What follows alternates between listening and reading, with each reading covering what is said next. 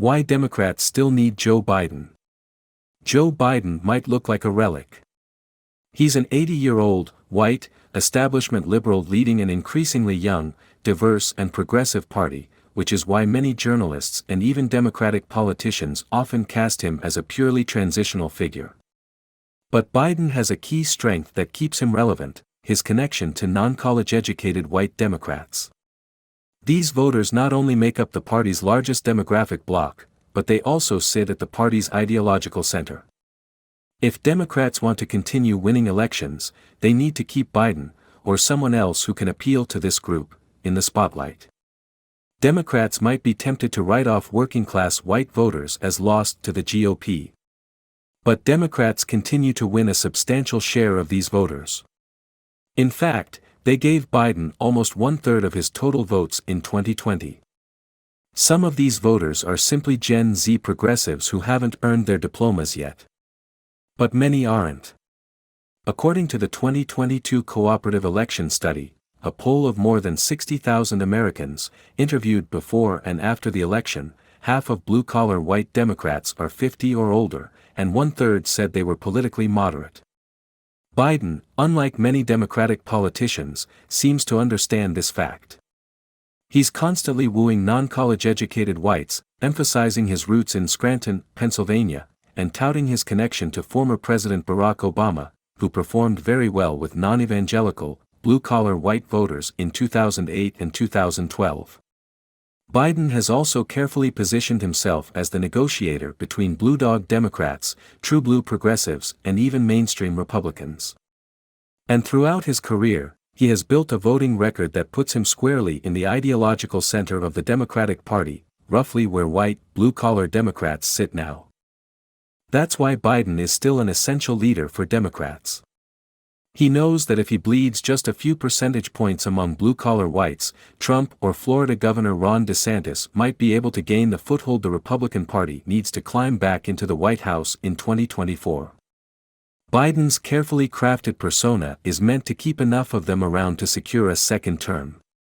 Make no mistake, college-educated professionals, young progressives and other non-white voting blocs are the future of the Democratic Party. Every year, these groups gain more power and blue-collar whites become a smaller slice of the Democratic coalition.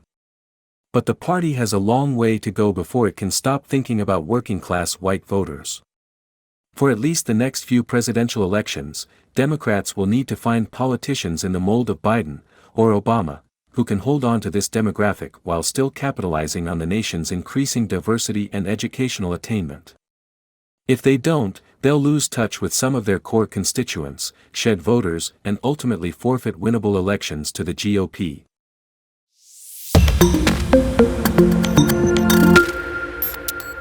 Why Democrats still need Joe Biden. Joe Biden might look like a relic. He's an 80-year-old, white, establishment liberal leading an increasingly young, diverse and progressive party, which is why many journalists and even Democratic politicians often cast him as a purely transitional figure. But Biden has a key strength that keeps him relevant: his connection to non-college educated white Democrats.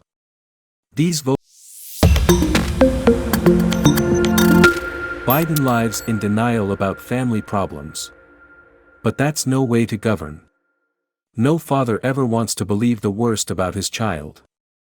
And Hunter Biden has apparently come face to face with every vice, temptation and opportunity for consequential misjudgments in life, and failed the test far too many times. The president's notorious son seems to have a self-destructive streak that could scare hard-partying rock stars straight. It must be extraordinarily difficult to be the second son of a powerful and influential man, with an older brother who must have seemed perfect in comparison, struck down by cancer far too soon. As a father, I found it completely understandable that President Biden insisted to MSNBC's Stephanie Ruhle in May, "My son has done nothing wrong. I trust him. I have faith in him.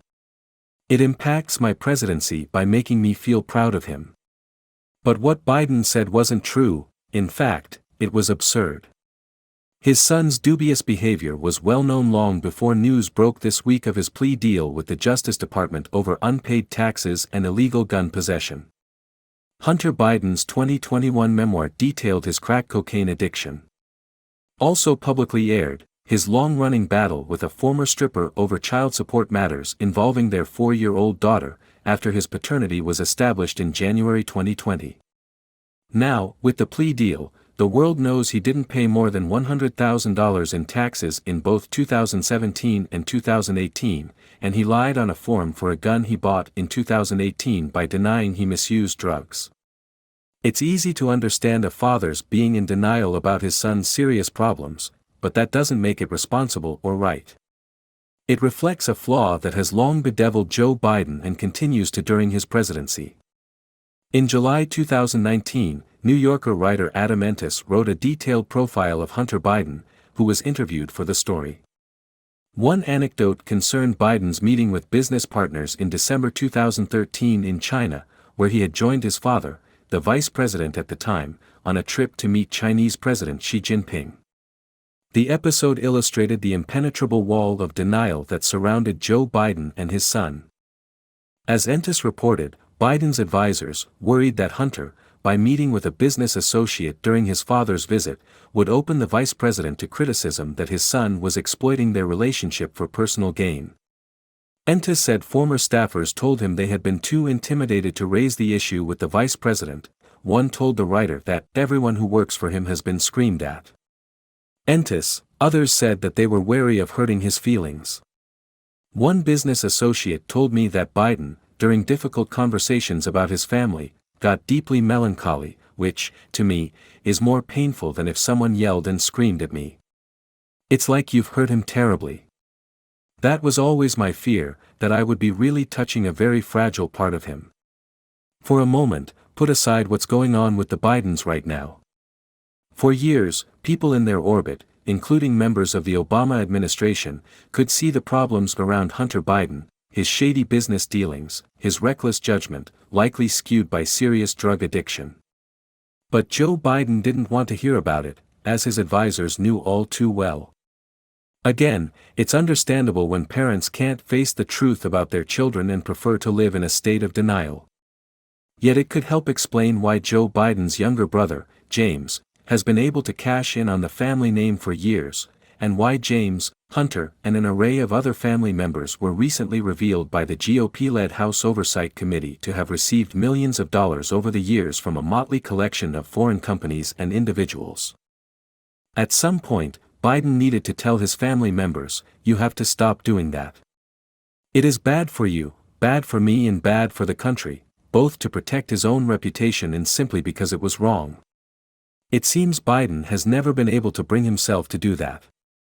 For years, he has simply asserted that did nothing wrong.